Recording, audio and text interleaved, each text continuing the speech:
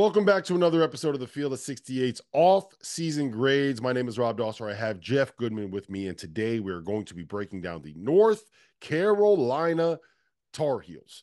The biggest news, Jeff, when it comes to North Carolina is they got R.J. Davis back, a guy that has a chance to be the National Player of the Year legitimately. He is going to be a lead pipe lock to be a first-team All-American heading into the season, and he will be joined in the backcourt by sophomore point guard Elliot Cadeau. Ian Jackson and Drake Powell are two really good freshmen coming in.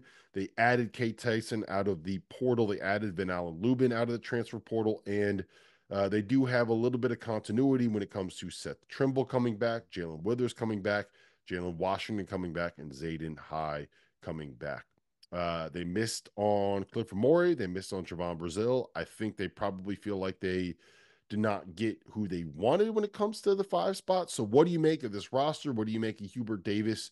And what do you make of North Carolina in the post-Armando Bacot era? I know. I'm going to miss Mondo. I'll say that. I'm going to miss him.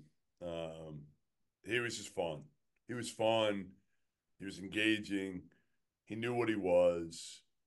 I'm going to miss him. And again, I'm glad that this program is back on track because we were worried. Listen, a year ago today, we were talking about Hubert Davis and is he going to make it in Carolina? Is he going to make it? Because if he had another year last year, like they did 2 years ago, they would have been trying to run him out of Chapel Hill. And Hubert, really good dude, had a great year, used the portal to really kind of change the culture a little bit, to get some guys in that may not have been the most talented, but fit what they needed, right? I mean, Harrison Ingram was huge and a vocal guy. Cormac Ryan was huge, toughness, vocal guy.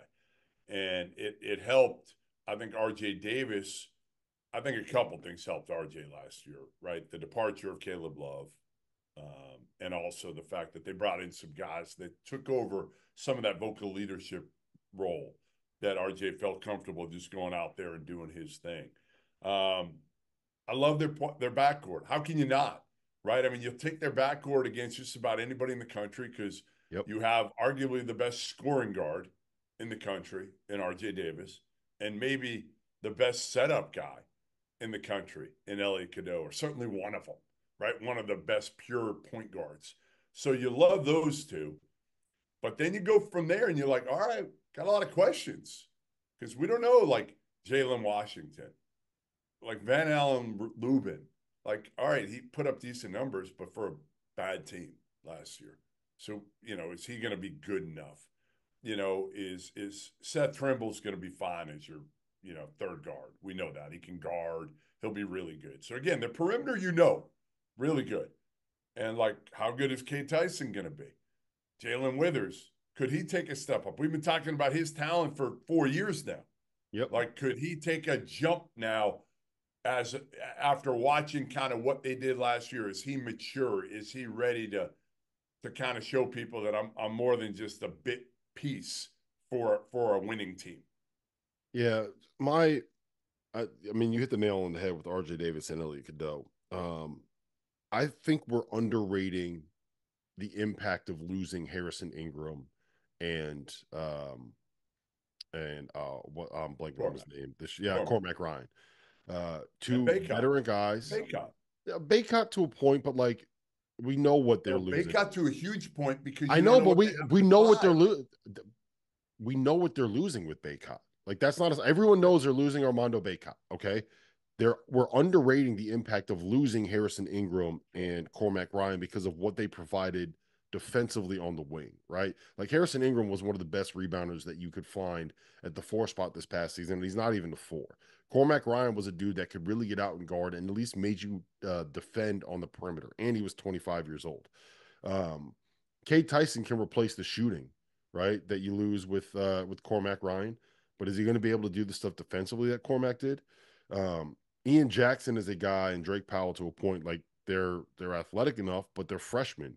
Whereas Harrison Ingram came in as a third-year player that kind of had something to prove as a winner, right? I think that when he was at Stanford, everyone was like, yeah, well, this dude was a McDonald's All-American. What happened?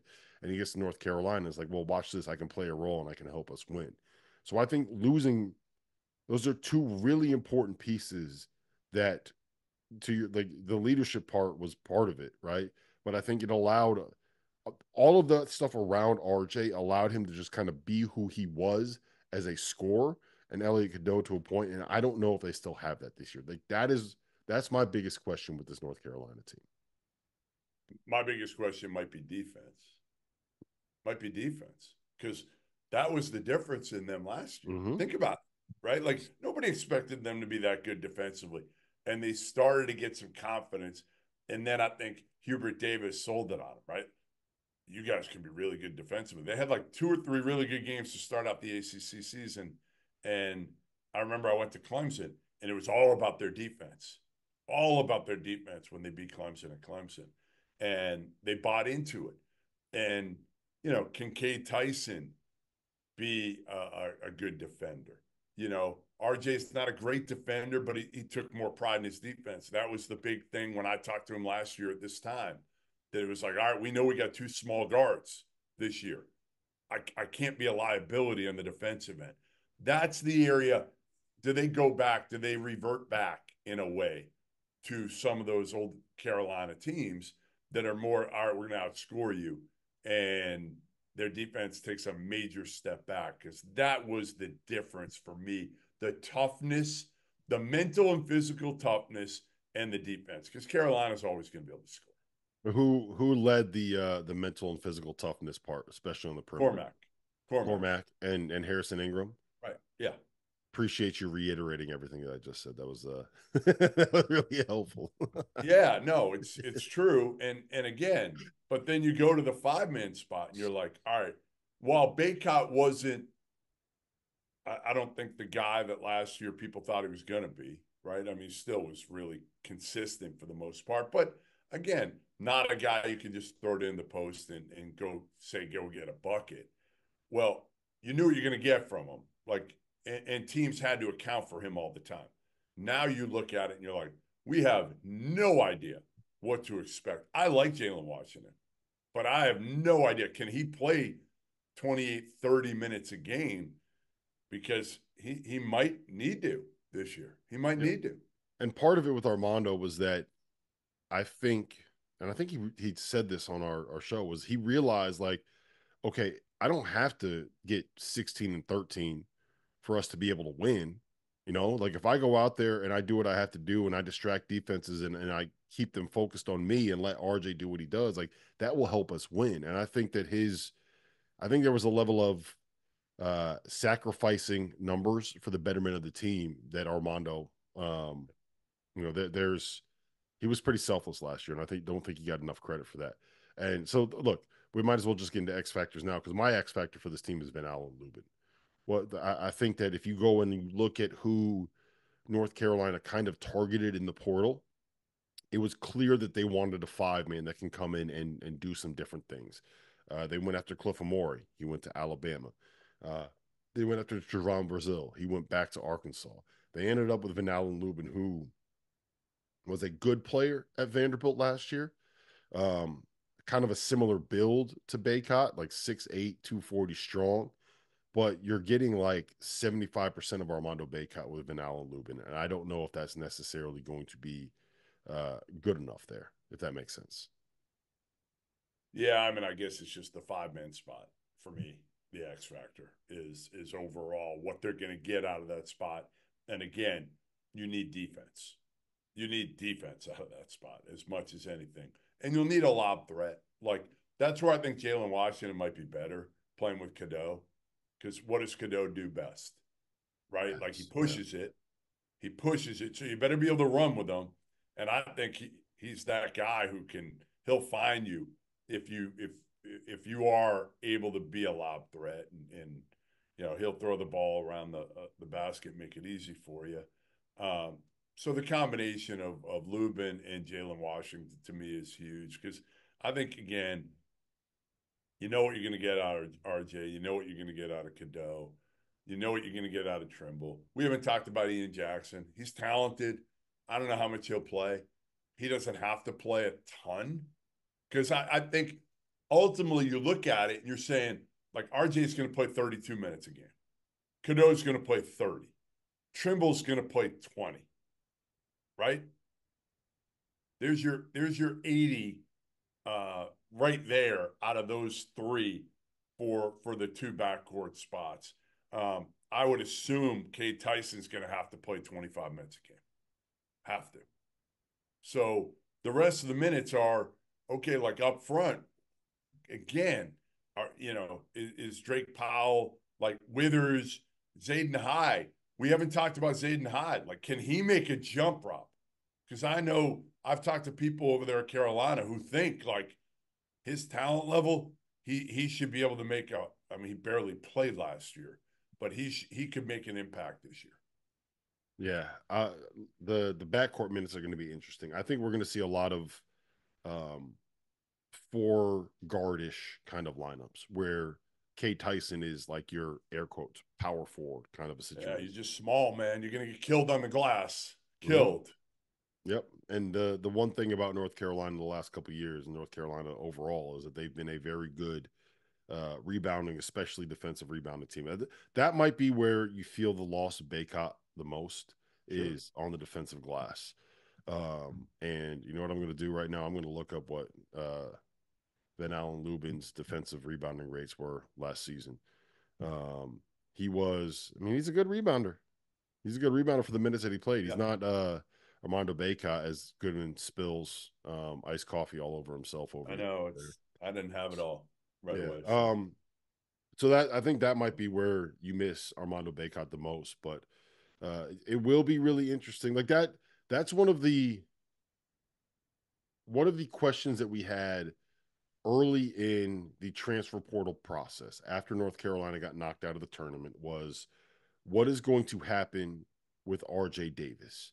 Because some of the people at North Carolina knew that there was if he comes back, first team All American and all, if he comes back, there becomes a backlog of players that are at those backcourt positions, right? Not only does RJ Davis take up minutes, but he takes up shots for Ian Jackson and Drake Powell. And those are two guys that five-star freshmen coming in are going to be expecting shots and going to be expecting minutes at those positions. yeah, I mean, to me, again, this is it's funny because obviously it's off-season grades, and you think about it, and you're like, I thought Carolina would do a little bit better in the portal, but like you said, they missed. They missed on some bigs, and if they had Big Cliff, we'd be talking about this team completely different. But they've just got these question marks in the middle that we don't know how they're going to resolve itself. And you want proven commodities because there were a bunch of them out there in the portal, but for one reason or another, whether it's more money or maybe a better system that guys felt like could show their skills and whatever the Didn't they case, go they after missed out. Coleman Hawkins too? Are they Yeah, in the mix for Coleman? they didn't have the money. They didn't have the money for Coleman. Yeah, because They they just spent it didn't. all They on couldn't bid. Yeah, they couldn't get near where they needed to be. they spent it all on RJ Davis. But the just rolling through some of the bigs that were in the portal. Umar Ballo, Jonas Adu, Vlad Golden, Felix Akpara, Cliff Amori, Brandon Garrison. A lot of these guys ended up at places that weren't North Carolina, which I think is part of why I am where I am on them. So let's talk about expectations here. That's a good segue into this conversation. So I think they are going to end up being a consensus top 10 team in the preseason, right? But I also think that they're going to be like consensus somewhere 8, 9, 10, maybe 11, maybe 12, like kind of in that 8 to Yeah, 12 range, as opposed to some of these other teams. Is that where you are with them? yeah, right around there. I mean, again, I don't think there's a huge gap from 11 to 20. I think they're in that next tier, though. The more I think about them, the more I'm not ready to put them in that top 10. I think they're in that next group. Um, but again, it just depends on what they're going to look like up front. I have confidence in the perimeter and Kate Tyson, yeah, I think expectations for Carolina are always Final Four for the program and for the fans. I just don't know if I see it with this group. I'd be very, very, very surprised. Now, again, you can go to run. We saw it a couple of years ago with Carolina. So I'd be very surprised if Carolina is one of those teams that we're talking about all year and we're saying, like, all right, you know, they're rotating in that number one spot, right? Like they're one of those teams that climb to number one. They're one of those teams that we're talking about as one of the favorites going to the NCAA tournament to win the whole thing. I'd be surprised. Yeah, I'm kind of where you are on them. Um, as I dive into these rosters more, doing this offseason grades kind of this project and this research, I'm a little bit higher on Duke than I was probably a month ago, and I'm also a little bit lower on North Carolina than I was. Like it, getting RJ Davis back is massive because he is going to end up being a first team All American, maybe National Player of the Year, right?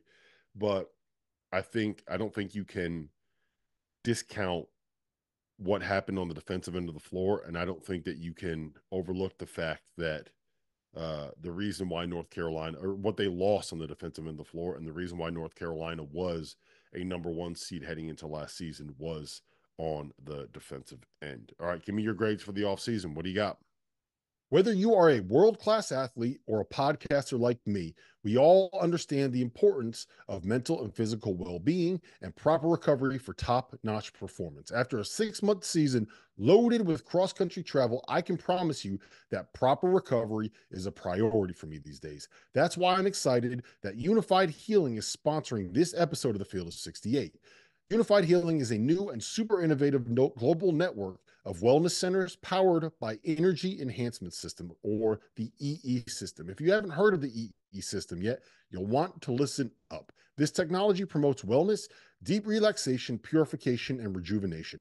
Whether you're here in New Jersey or at one of the hundreds of other locations across the globe, access to a center is easy and affordable. If you're interested in experiencing the EE system technology for yourself, go to unifiedhealing.com/unified68 to learn more and find a center near you. That's UNIFYD healing.com/UNIFYD, the number 6, the number 8. No material or testimonials on the Unified Healing website are intended to be viewed as medical advice or as a substitute for professional medical advice, diagnosis, or treatment. Always seek the advice of your physician or other qualified healthcare provider with any questions you may have regarding a medical condition or treatment, and before undertaking a new healthcare regimen, including the EE system.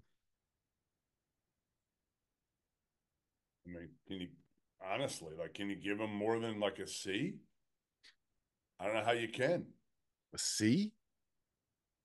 I mean, I don't know. Like, really, C plus? I'll give them a C plus. They got Kate Tyson. I just don't know Vedel and Lubin on a shitty Vandy team. I No, just don't see, know how I much get all, confidence. look, I get all that, but they got RJ Davis back. Like Okay, RJ well, Davis could have been gone. Like that to me, that's fair. I yeah. wasn't including that. I wasn't Okay. including the retention. I was including just kind of what they did, what they brought in. So, yes, obviously, if you include the RJ Davis part of it, it's a lot higher. All right, again, it's hard because I'm just looking at what did they bring in, what did they lose through the portal for the most part. Um, I'll give them a C plus. I can't go higher than that. I just can't because again, money is what brought RJ back ultimately, and that's fine. They have the money at Carolina, but to me, it's more like they did not do in the portal what they needed to do. They did not. They struck out in their North Carolina, and they struck out on big guys, Rob.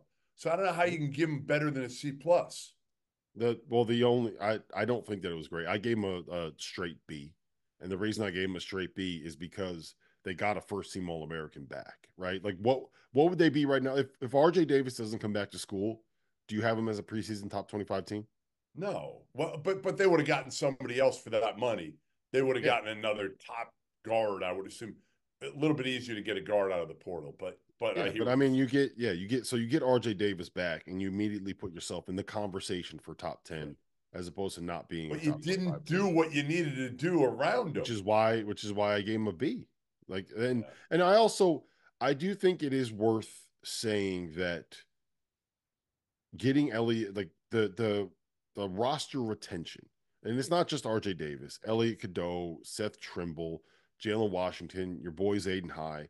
Like, there are Yeah. some guys that can develop within the program that hopefully will take a jump. And I think I probably put maybe too much of an emphasis on that, but I do put quite a bit of value on that. So having those guys back matters. Getting RJ Davis back matters.